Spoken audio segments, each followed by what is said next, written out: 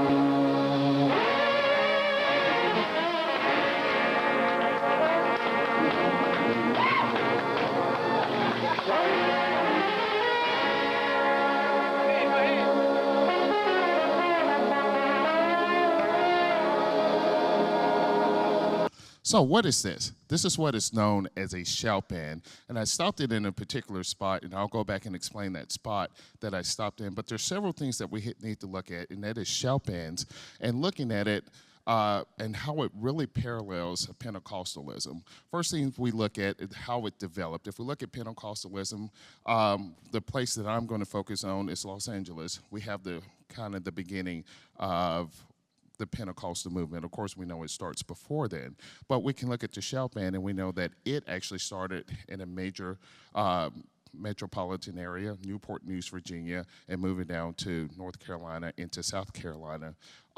Also, when we're looking at Pentecostalism, we're looking at all of a sudden we're having a mixture of races together. We're not just separated where we're at a white church or a black church or what have you. All of a sudden we're seeing worshipers together. Also, we see this movement of an emotional movement of the Spirit throughout the congregation. It's not a separation of people from God. All of a sudden, we know the Holy Spirit begins to move through the people. And through this, there's a challenging of musical styles. We're moving away from hymns, so to speak. All of a sudden, we're being able to see call and response that is within the church, and we're hearing congregational singing and choir singing that happens. And this is actually outside of cultural norms, everything that we're looking at before this. And of course, when we're looking at shout bands, we see that they are moving away from what is stereotypical, even with instruments begin to be used within the church. Clicking. There we go. So in this setting, all we're looking at, what are these things that are in the gospel setting, that are in the worship setting? We're seeing choirs that are being sung to the people to allow for the move of the Holy Spirit or to invite the Holy Spirit. But there's congregational singing, so they're able to respond and sing also to allow even freer flow of the Spirit. It's not a separation between only the choir has this, I'm not going to use the word power, but possesses this only move of the Holy Spirit through them. It's not just about the choir. It's about the entire congregational being able to sing and worship together. There's hand clapping, so all of a sudden there's percussion, there's rhythm, there's movement that's beginning to happen. It's not just boredom and highbrow music. There's dancing, shout as movement. All of a sudden, if the Spirit is moving, all of a sudden it would be nothing to see someone to jump up and begin to dance in front of the churches. And all of a sudden, musical instruments are used, not just organs and pianos, but we'll see saxophones and trombones, drum sets also throughout throughout the service. This is happening simply because of the the teachings and the theology from John Wesley, who's the personal conversion, whereas there's a repenting. I acknowledge that I have sinned and I need to turn and move away. But only through the power of the Holy Spirit can a person actually be transformed and made new. So we're looking at this from the teachings of John Wesley. So what does this shout band sound like? We know that it's unique to the United House of Prayer, and the music is extremely lively, as you were able to see. There's moving around. It's not just in one spot. We have movement. It's not highbrow. It's something that connects with each and every individual. And we can look at them and not just call them shout bands, but we can think of them as gospel charismatic trombone choirs, able to move the people from one point to the next point. So this music, let's look at it before it has been developed into the standard that it is today. And that is, in the 1930s, it wasn't the same. We have music that is voice-led, which means that people are singing. So we don't have trombones necessarily in the church. So people are singing. The music is heavily syncopated, which means that the music is more or less on the weaker side of the beat, not just 1, 2, 3, 4, but all of a sudden we get this lively hitting on the offbeats, as we can say. The vocals are layered, and so it's triadic. It could be thirds, it could be fifths, sevenths, flat sevenths, ninths, but the harmony will be held by the congregational singers. And the music had the power to lift those into a higher state. So even if they came in downtrodden, then all of a sudden they can be lifted and they can feel good and they can feel great, knowing that the Holy Spirit was in control. So precursors to this that's happening within the 1930s into the 1940s and 50s. Before 1960s is when we get the standardization of these shout bands. The first band was the tambourine band, in which it was a percussion instrument and it accompanied the singers at this time. So we have a percussion instrument and we have singing, congregational singing that is going on. This quickly moved to string bands, in which we added guitars and banjos along with the tambourines. So all of a sudden we have these instruments accompanying the voices. So it definitely has moved away from hymnal singing. And finally, we moved to the mixed wind bands, in which we're adding whatever instruments are available at each individual church. So we can have clarinets, or we can have trumpets and trombones, organs. We can use any of these instruments together. The big difference is they were not necessarily used with singing, so they could stand alone. And this gives rise to the shout bands. So these shout bands, how were they used? They were placed in front, and they were very strategically placed there. Number one, they could, they control the movement of the Spirit. Because if you're in a Pentecostal church, once the shouting gets started, it can go as little as 5 minutes, and it can go 3 or 4 hours. It's how the Spirit is moving, and they don't stop. So there's a heightened emotion that is going, and it goes from one congregational member to the next, and there's groups, and there could be people around in a circle as one is dancing and worshiping and experiencing the Holy Spirit.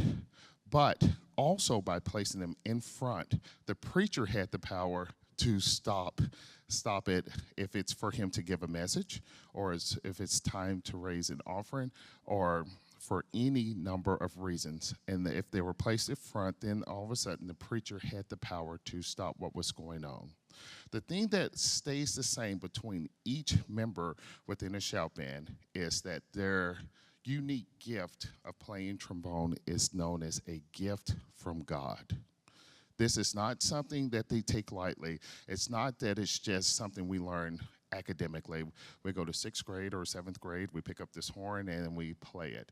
No, this is something that they believe that God has given them, this gift to play, and it's for them to share. So even before a rehearsal or even before a church service, you can see shout band members getting together, praying and asking God to come into the service and for the Spirit to be able to move freely and that they can be used as instruments by the Holy Spirit. So this is something that is definitely unique to all of them as technology trying to get this to click. There we go. So what does the repertoire look like? If you were listening carefully, we'll notice that the music was in duple meter. Duple meter, you can divide it in two and not in three. It was up-tempo. So when we're listening to the music, it's something that you can get up and that you can move to. How was the chordal setting? The trombones behind them were playing thirds, fifths, sevens, ninths, and 13ths. So it was in a triadic harmony. Most of it is the leadership or the melody is provided by the leader in front. He's playing the melody, and everyone is responding to everything that he has done. He also controls what is coming next. If you notice that none of the music is written out, so he has to signal what is the next thing to come. And you can think of the music being divided into three distinct sections. Number one, there's usually a slow intro, which we didn't hear, but usually that slow intro is in the same key, or it's the melody played very slowly. The second section is the melody played up-tempo, and the road trombones are accompanying. And then finally, at the end, is the improv section, is what is known as the back timing section. And that's when they say the shout actually happened. The emotional move happens at this point, and it's controlled by the leader. The bass line is played by the sousaphone, and the sousaphone only. He's also known as the bass horn, and he controls all the bass line. If you were looking at the video, you got a chance to see the sousaphone. It's nothing for the sousaphone player to get up and march around the church and to continue to play in order for the congregates to get up and worship with them. And also the rhythm section, which is a trap set, or it could be a bass drum, snare drum, or any number of percussive instruments. There's no real standard, just that you have rhythm that accompanies that. So, as I stated this, you have the band leader, first tenor, second tenor, third tenor, baritone horn, bass horn, rhythm section. I want to draw attention to the word run man. That's something you probably have not seen before. What a run man is a person who is recruited. He's one of the band leaders within, and all of a sudden, when we get to the back timing section and we have this emotional move of the Spirit that's happening, there's a melody that's going on with the road trombones. The run man actually comes up with a counter melody to what the road trombones are playing, and he plays this, and usually he recruits one other member within the band and actually sings the part that he's going to play, and the person beside him actually plays it. And usually they play it together in unison, and then after that it's harmonized immediately. So you see how much of this is done by ear. So there's several concepts that are very important when we have this shout band that they have to be able to do. Number one, you have to be able to hear a melody. You have to be able to hear it and be able to sing it back. And then you have to take that same melody and be able to play it immediately. Upon that, you have to internalize the pulse. How is this played? Can I play this in time? And all this is done by ear. By ear is playing without written music. So nothing is written down. Everything is done by ear. And after you have learned the melody that you're playing, all of a sudden, you need to be able to harmonize it immediately. This is expected to be done in real time. If there's a visiting bishop or a preacher that is in the church, well, that's great. But if he's singing a song, you need to hear the song. As soon as he is finished, the shout band plays the song for him, fully harmonized and all. This is done in real time. So two principal players who actually start the standardization of the shout band, George Holland and Robert Washington. Of course, George Holland's a trombone player, and Robert Washington is the bass horn or the sousaphone player. And I want you to hear what Robert Washington actually says about Holland. He says this, and I'm just going to paraphrase it. You can read it. Basically saying it's not about, being able to play the slide positions. It's not about your embouchure, which is how the formation of the lips and how he gets a sound. But it's all the stuff in between that they don't teach you. All the things that's not academic in order to make your horn moan, cry, wail, worship, communicate to someone else. Holland was able to do this through his horn. You couldn't write out what he did, because if you did, you would miss something. So you have to look deep into the music. It's not about what can be written down. It's about what was heard and what was experienced by every player and by everyone who was there. So if you're listening, you've heard me talk about shout in two ways. Number one, singing, which is, or an exhortation that is vocal. And we talked about shout as a movement, and looking deeper at shout as a movement, more of as a dance movement, which finds its roots in the African heritage, or being more specific, West African, in which there's this communal dance that happens with that is socially accepted by everyone. It's a counterclockwise movement that happens, and moving, and there's a shuffling of the feet, and the primary motions happen with the shoulders. So they do this, and they come to the center while they're gathered and moving in a counterclockwise motion. They come to the center, and one person will begin to dance and solo, very much like the leader of the shout band. And after he has finished, he steps back into the congregation or everyone else, and someone else would come to the front and they would experience. So while all of this is going on, we have this notion of call and response. They would do something, there would be a response happening. There would be talking, loud gathering. So it was a communal. It wasn't just an event that happens where someone would come and sit. It was total participation.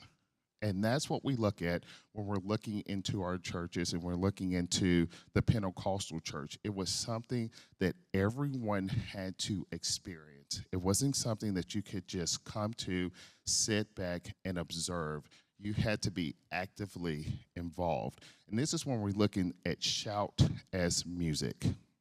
So from there, moving on to my conclusion, and that is, worshiping is an integral part of the Pentecostal experience, and that unique experience involves music. In the United House of Prayer, the worshipers are encouraged to make an exuberant noise to the Lord.